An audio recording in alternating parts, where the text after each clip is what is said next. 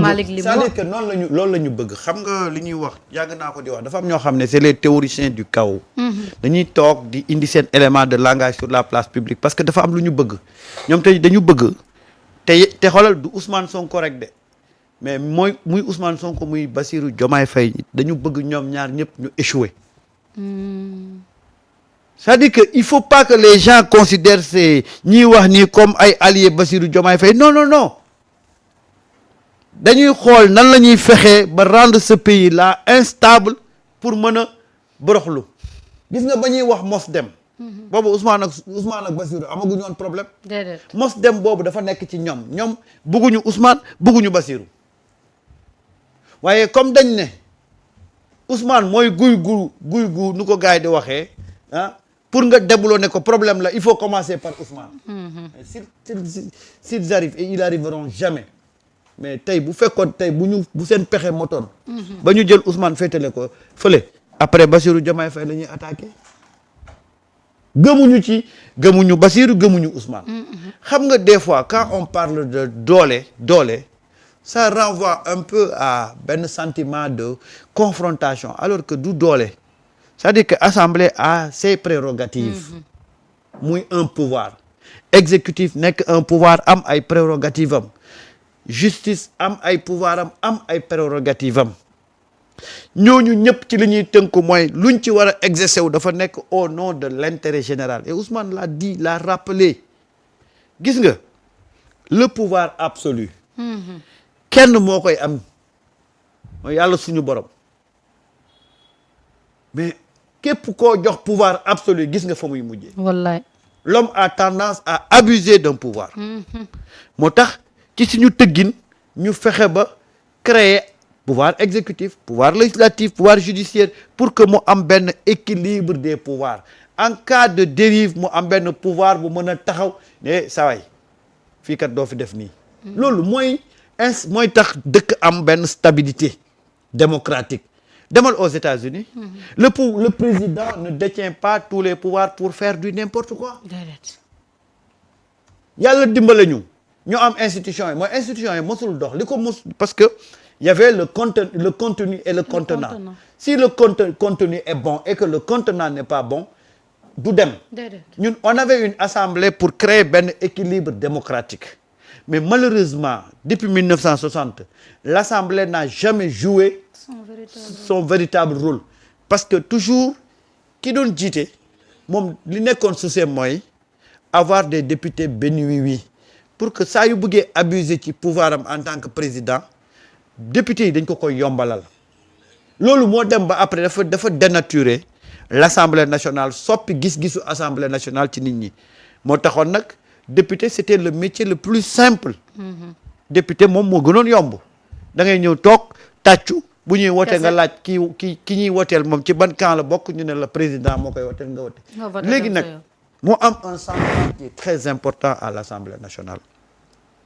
tey Assemblée nationale dafa am ay députés yoo xam ne c'est vrai c'est des députés de Pastef c'est vrai dañuy def activité politique mais ñooñu dafa am benn serment boo xam ne moo leen tënk ñu def ko ci seen biir seen jaayante ko ñoom ci seen diggante ak askan wi mooy fexe ba du ñu jiital seen bëgg-bëgg politique di lor bëgg-bëgg askan wi Ousmane moo fa fal ay député waaye Ousmane bu demoon ba di def loo xam ne du intérêt askan wi les députés de Pastef vont dire non et partant de ce nouveau type de député là assemblée dafa commencer nag ñuy xam véritablement lan mooy rôle assemblée nationale surtout assemblée nationale n'est pas dans une logique de confrontation l'assemblée nationale n'est pas dans un bras de fer xam nga assemblée lan la nekk dafa am lu ñu jaay sénégalais yi daal di ànd ceeg ñun loolu sénégalais yi ànd ceeg ñun ñu promettre leen ko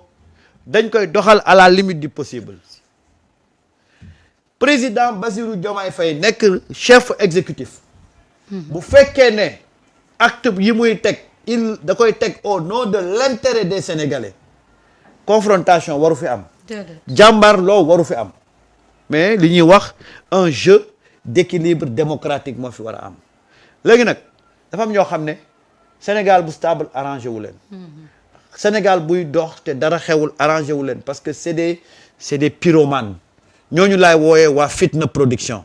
fitna production ñoom tant que fitna mu ngi am ci dëkk bi dañuy kontaan parce que ci fitna la ñuy dund ndax bu ñu commencé dégg ay problèmes yu ndaw rek xam nga lu ñuy def.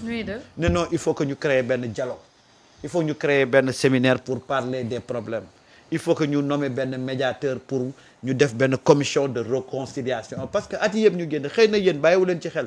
mais ñun ñi nga xam ne yàgg nañ ci langue politique gi ñoom toujours noonu lañ doon doxalee dañuy profiter ci ay situations essayer de se repositionner. de s'arroger des rôles yoo xam ne kenn falu leen ko. ñii di wax tey crise institutionnelle ñoom ñoo fi doon wax ci ne dëkk bi dafa am ay terroristes.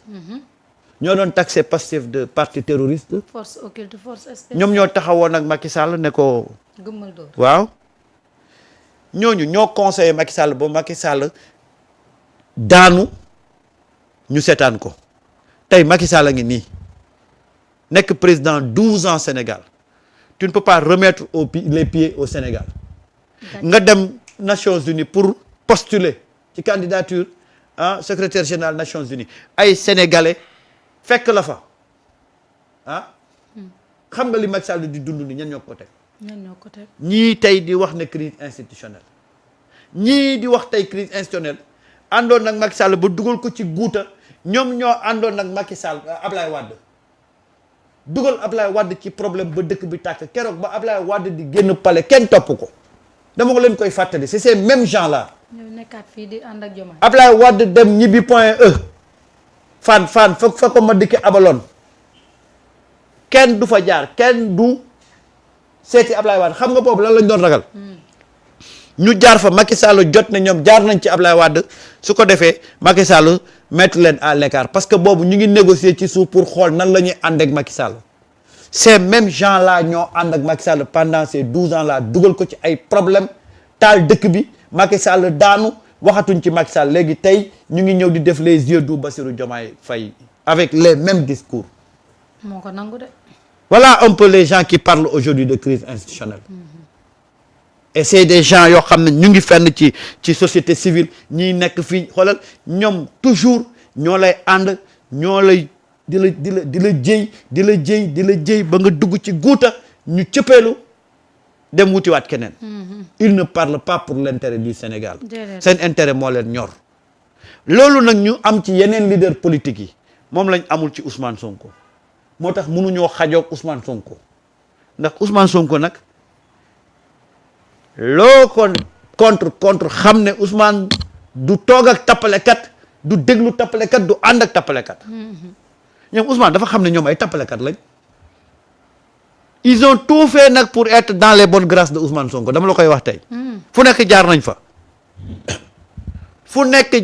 fa même au bi crise di am ils ont voulu jouer des médiateurs Ousmane ne leen du mag yéen ndax mënu leen taal dëkk bi ba pare di weñeeku ci suuf di ñëw naan man ngeen di waxal xam ngeen kii taal dëkk bi am na ci ñu bëri ci période boobu lañ meree Ousmane Sonko parce que ils ont tenté comme ni ñu koy defee saa su nekk ne dañuy def ay médiation mais Ousmane da leen tëjaloon buntam xamal leen ne leen fii médiation amu fi xam ngeen ki yor doole ji xam ngeen kii tooñ xam ngeen kii dal ci kaw nit ñi bu ngeen amee ku ngeen di waxal moom ngeen di waxal.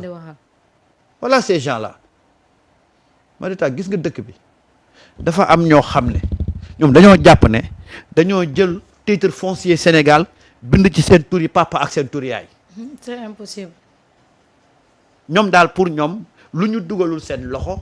du dem mais dans un pays parti politique yi organisé wu constitué wu régulièrement dem élection gagné ñëw war a gouverner. une société civile taxaw fële di leen wax nan ngeen di gouverner. loolu de Ousmane mosu koo nangu. te ba nit ñi di xeex yaa ngi sa kër. waaw te naan ku dee yaa perte. waaw. c'est ça le Sénégal. mais non c'est-à-dire que man ce que je peux comprendre mooy qui a mandaté cette société civile là pour parler au nom des Sénégalais. loolu nag la ñu war a lijjanti. loolu nag mooy cas bi. mais il faut que ñun ñu c'est-à-dire que man des fois damay toog ba sax ma ne non Sénégal ñun xaw ma ñàkk fayda la xaw ma lan la mais il y a toujours des gens yoo xam ne dañuy toog bu négocier jotee ñoom ñoo war a négocier bu waxtaan jotee ñoom ñoo war a waxtaan moom daal ñooy orienter nit ñi. joxe leçon de morale di joxe leçon di wax ni ñu war a gérer démocratie alors que ces gens-là kan moo leen mandaté. seen bopp. ah société civile. boo waxee ñu ne société civile xanaa moomoo bu ko neexee mu xëy suba yëmbal. loolu laa bëgg société civile la lay waaj de. def ko ma defal la lobby léegi nga commencé toog fi gars yi di toog mais voilà un peu ce pays là. di dialogue. ah. Sénégal ndeysaan dara yàggul. mais c'est-à-dire que da ngay toog ba si yàgg nga ne mais ñun Sénégal dafa am ñoo xam dañu yàpp quoi ah. torop tey si c'est pas Alioune Tine aujourd'hui demain c'est Moundiaye après demain c'est Babacar ou je sais pas qui ñoom daal ils parlent ñoom daal ñoo war a wax Sénégal ni mu war a doxee ñoom ñoo ñu war a taayal notre démocratie ñoom ñoo ñu war a taayal. et puis soo tegee initiative ñu ne non pourquoi. waaw associé woo leen ci waaw ah.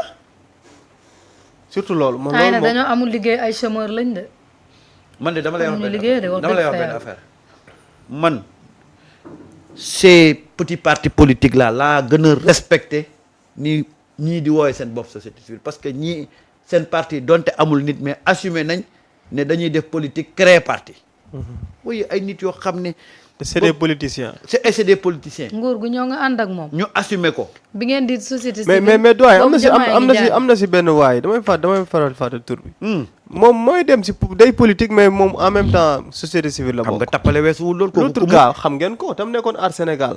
Aar Sénégal man. waaye l'autre gars bi mooy kanati. dafa doon jàppale Amadou Ba si présidentielle yi damay fàtte tur bi. Amadou Ba. waaw. léegi internet yi jox la ko. si société civile bi la bokk moom xoola day dem bokk si coalition day jàppale homme politique day bokk si élection su élection yi passé day nekkat société civile. waay Samba moo ko fa am nag loolu yëpp nga bëgg ko def ci mim réew. waaw léegi internet yi jox am na fi de. yow ki ngay wax ni kan la xam nga ko. ah xam nga ko de. xam naa ko de ah. naa la wax tur bi balaa ñuy pare. léegi internet yi jox la tur bi. xam naa ko de ah. xalaat Sénégal nag dafa neex de. dafa neex de. nee na Sidi tamu yëpp jàkkaarloo rek plateau jàkkaarloo bi. ah kii la. COS M23. wala du moom non du moom beneen. Abdourahmane Diouf. Abdourahmane non M23. non du M23. wala rek am na fi ay COS M23. Cheikh Omar Sy jaget M24. merci aux internautes dégguma la léegi ñu jox la. lay wax. mais Omar Sy kuy kooku moom. mais Omar Sy day politique bu ko neexee. ak kuy kooku sax. day dem bokk wala day dem bokk si coalition. day dem bokk ci coalition de partis politiques participer ci élection ak Aar Sénégal élection ñëw mu soutenir candidature Amadou Ba su passé mu ñëwaat toog nekkat société civile Sénégal gi bokk na Aar Sénégal ci coalition bi mooy bi leen Sonko di galgal ñu naan Sonko moo ñu yàqal. on a un pays très bizarre. ñu jóge foofu. présidentielle yi passé tournée yi Amadou Ba def yëpp mook Amadou Ba ñoo ànd. waaw léegi ba pare après mu ñëwaat. jamono ji société civile la Sénégal gii toog ñu koy présenté comme société civile. ku ko mandaté moom. moo ma jaaxal. Sénégalais moo ëpp fit ci li yàlla. léegi nit man dafa am loo xam ne man dama bëgg nit ñëpp am courage. c'est-à-dire ba ci journalisme parfois am na si tappalo yu mel noonu. waaw bëri na si journalistes yoo xamante ne suñ toogee dañ naan oui je suis journaliste nangam ak nangam. waaw mais attends. nit da ngay am courage say idée ba pare soo bëggee def de la politique da ngay am courage wàcc sur le terrain def de la politique mais bëgg politique ba pare di laqatu ci ginnaaw société civile di laqatu ci ginnaaw journaliste la. Sénégal comme Netflix. mais kenn xamul lan la. xam nga li ngay wax yow ni dem politique yi ba sa yàpp sax ñeex. dañuy toog nii ba tey nga ñëw ni politicien nga. c'est-à-dire que. xaw ma ay société civile nga. xam nga moo tax souvent bu la dañu te noonu lañ mën a lëndamee xelu nit ñi ñoom c'est-à-dire que mooy moomoo li nga doon wax rek xaw ma moo ko doon wax xaw ma topp ñu ne kàkkataar dafa raar ci dëkk bi góor gi ne leen dana raar ndax gaa yee jël rôle lu kàkkataar. léegi nit ñuy jël rôle lu kàkkataar. waaw ñoo jël rôle lu kàkkataar. moo tax am na si benn imam bu doon tagg Sonko léegi day xas Sonko koo doon. et voilà un peu le problème.